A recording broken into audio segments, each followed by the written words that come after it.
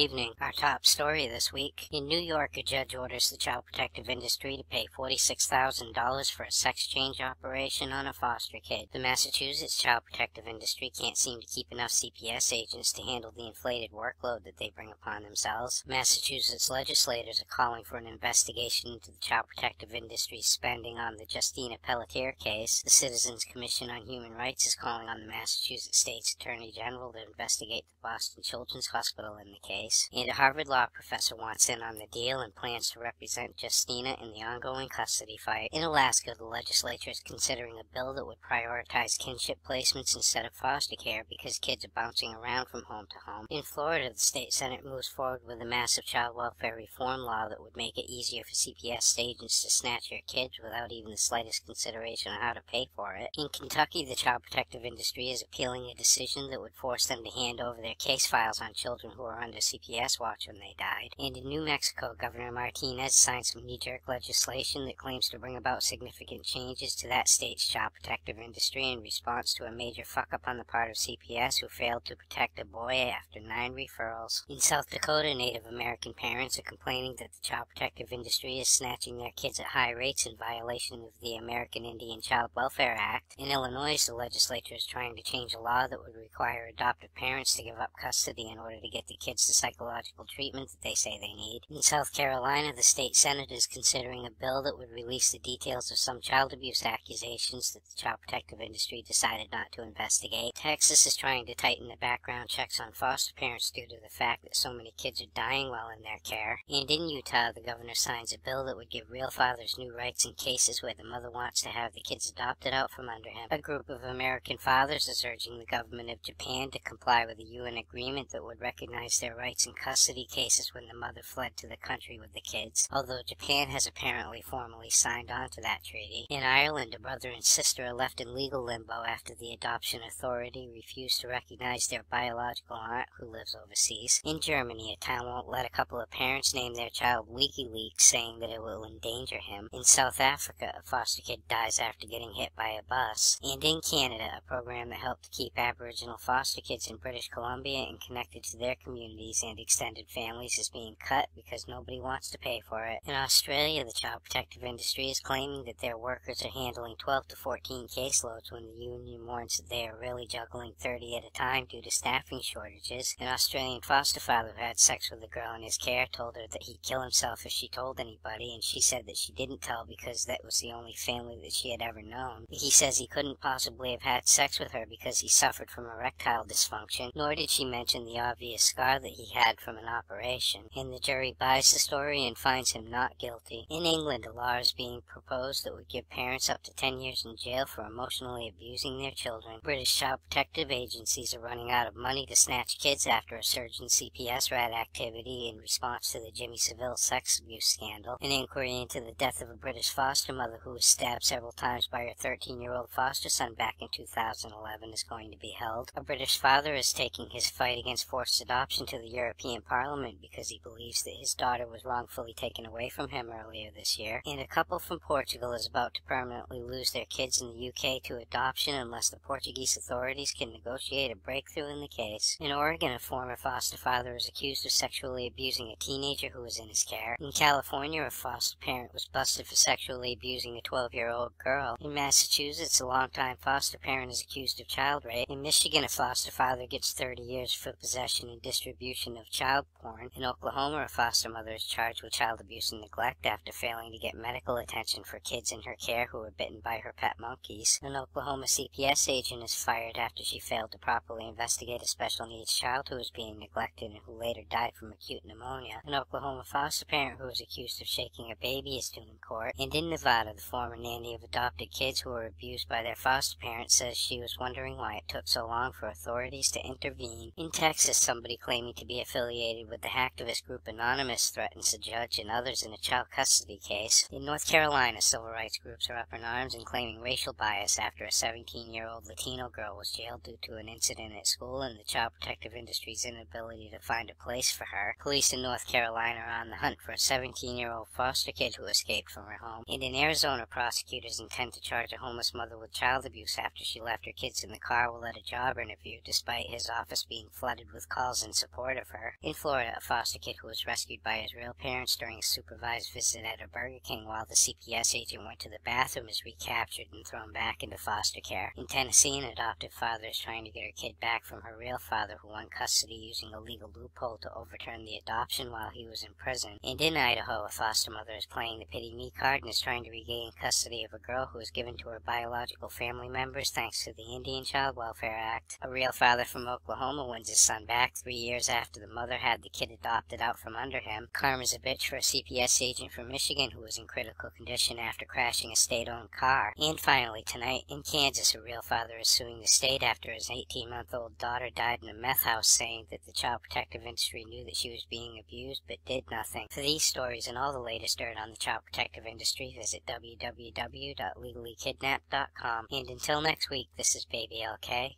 Over and out.